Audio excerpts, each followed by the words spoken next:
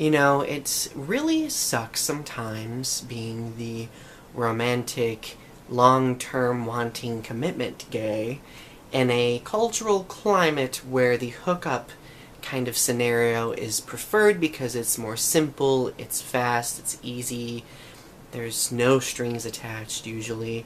It's very difficult because it's genuinely cumbersome to find another person who really wants that same level of commitment and, you know, romance and things like that.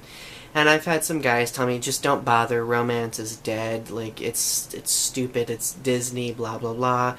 But as much as I've tried to put that out of my mind over the years, it always comes back to me being like, oh, well, I want flowers, I want to write a poem for that guy, I want to get to know that person, I want to know that person beyond just the sexual context.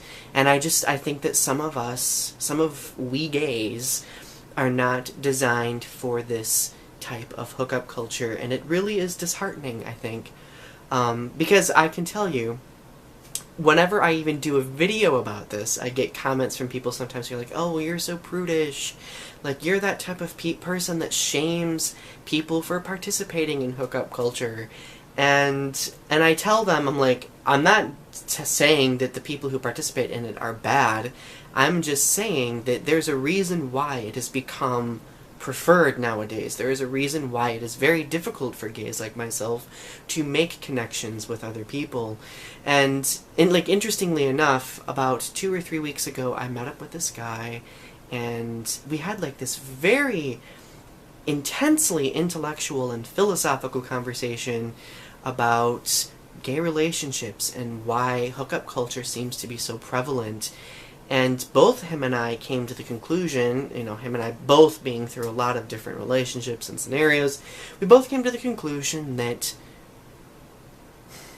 it all deals with masculinity. And men in our culture are discouraged from feeling, and they're also told that by feeling that suggests some sort of threat or weakness. And because of that, I think we've gotten to a point where we've just become satisfied with going as far as that sexual release. We're kind of worried about going further. Like, we don't want to get into that realm because it, you know, doesn't bode well.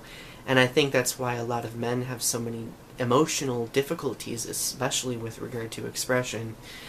But it's very difficult for guys like myself who have gone through that introspection, because I expect other people to have gone through that too, but not everybody has. And I know I have the tendency of being very intense and very intimidating, but it leaves me hollow feeling quite a bit. And I've tried the advice of like, oh, well, just try the hookup culture thing, just, you know, enjoy it while, like, you can. And every time I've tried to, I've always felt hollow. Just really hollow. And, you know, I know some people are probably going to comment and be like, oh, well, you're that type of gay who just wants to shame others for participating in hookup culture. But if you are one of those people, my question for you is, why is developing anything beyond simply hooking up such a threat?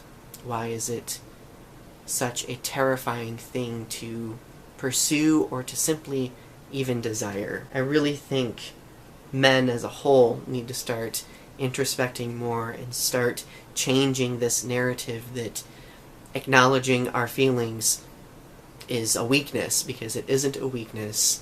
It is, I think, a strength, and I have become a more confident person because of it. I've resolved a lot of my own emotional issues because of that introspection. So yeah, dear gay men, please don't completely let hookup culture make you feel discouraged, because I know there are probably other gay men like myself out there. Don't let it discourage you, because there are guys out there that want the same thing that you do. You just have to look for them in the right places. And unfortunately, I don't think the right place is always going to be apps like Grindr, Granted, I know that that is probably the easiest, most convenient way of meeting other guys nowadays, so I guess my advice is don't give up, okay?